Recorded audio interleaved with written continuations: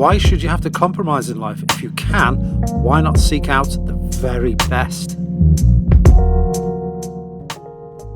And so today seems like a good day to seek out an expensive, luxurious driver's car, one which can shrink the distances of Europe like an executive jet, and above all else, a car which is very cool. So naturally, I came to one of the UK's largest Porsche dealerships, Porsche Centre Chester, where I am told I will find a certain person who is known to be the expert in all of the things that I seek. So why not join me, Roger Bailey, and we will head over and see what we end up with. I think this is the person coming now. Broken future.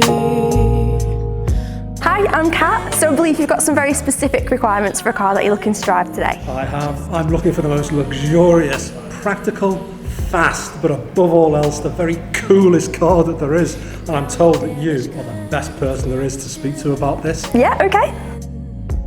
So the car I'm going to lend this weekend is a Panamera 4 E-Hybrid Sport Turismo. So not only is this car really luxurious, it is mega fast, and above all else, it's so cool.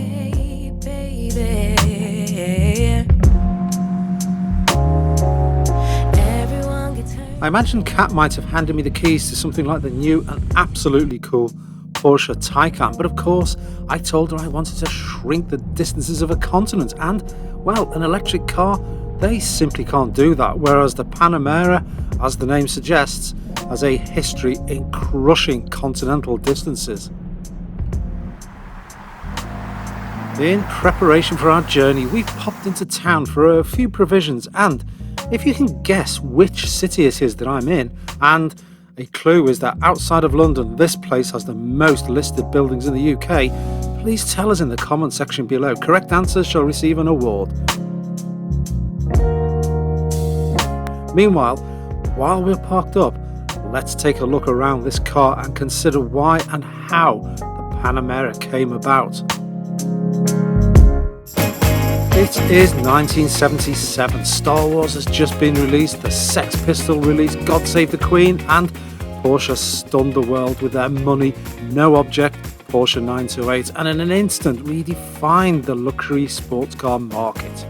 Never had a Porsche so unique and so cool been seen before, and in a stroke, continental Europe's great distances were brought down to size. Fast forward to April 2009, and Porsche bequeathed the 928's DNA to another new car and launched a salvo into that same luxury sporting car market segment once again by unveiling the super cool, stunningly effective Porsche Panamera.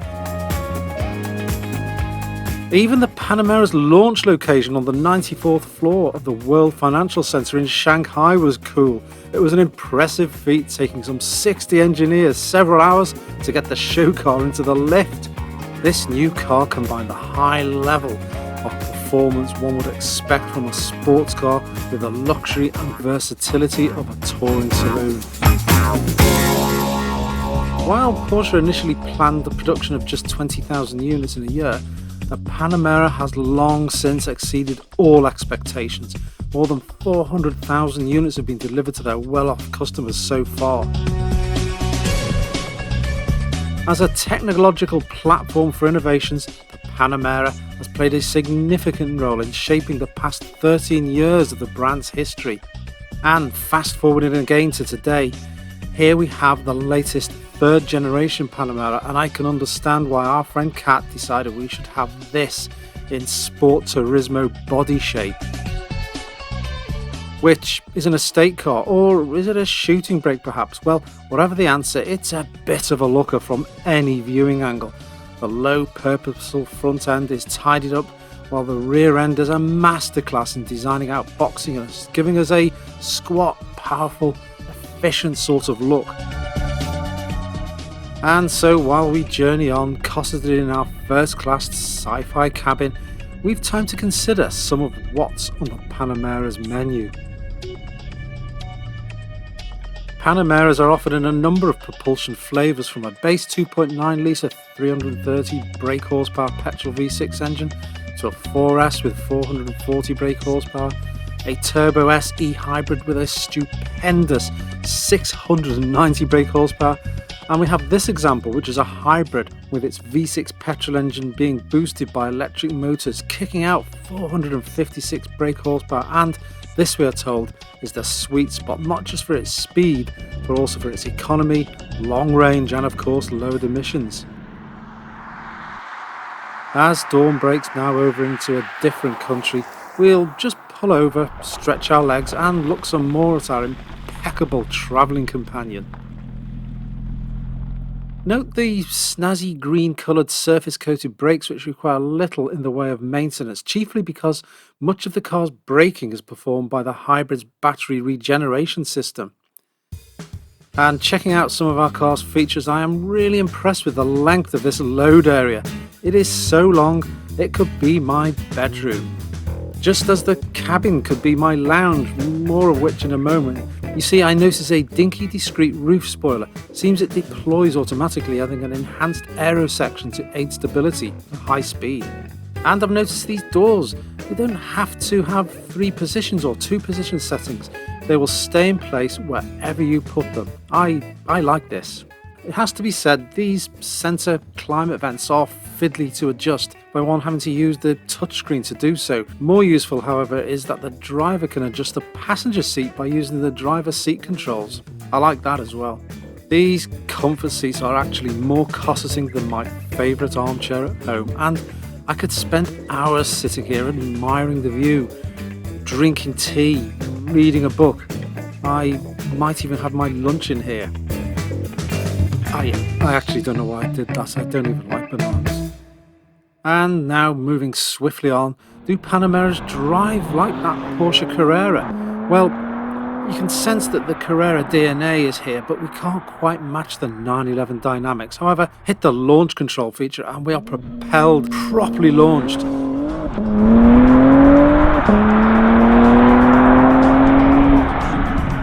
0 to 60 is attained in just 4.2 seconds, and we can go on to an impressive 170 miles per hour. Steering is pure Porsche with that signature sharp turning and feelsome engagement. Yes, our plug-in hybrid is carrying a lot of weight, which even Stuttgart's maestros can't fully mitigate. However, our car's rear steering brings with it a turn of agility, and when in track mode, lean into the corners is controlled and nimbleness shows up, albeit with a loss of some of that super smooth ride. Some say this car is like a larger Porsche 911 Carrera for the practical person, but for me, the Panamera is a GT car for driving in supreme comfort, an ability it delivers in abundance, not just for the driver, but also for passengers sitting in all that sumptuous leather, experiencing the attractive cabin and finding high-tech conveniences wherever they may care to look. And once into a long-distance drive where the Panamera reigns supreme, our car is comfortable, settled and magnificent.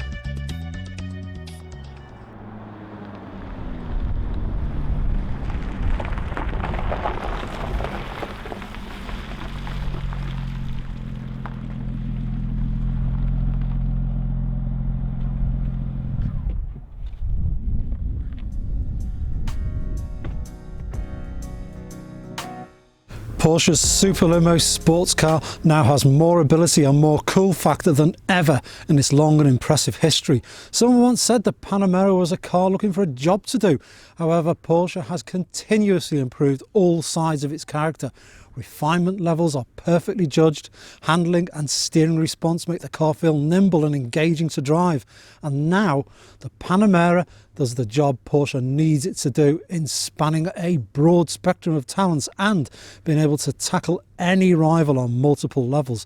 It is a super fast estate car, it's a luxury car, and it's a hugely capable sports car, and it is also that super cool continent crushing executive transport. I can think of nothing else that quite measures up to the Porsche Panamera Sport Turismo. So thank you for watching. If you've liked this video, please feel free to click the like button, as in doing so it will tell YouTube to recommend it to more people.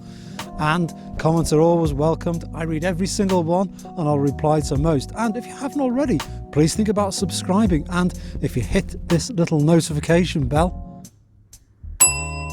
you'll know when I've uploaded the next video.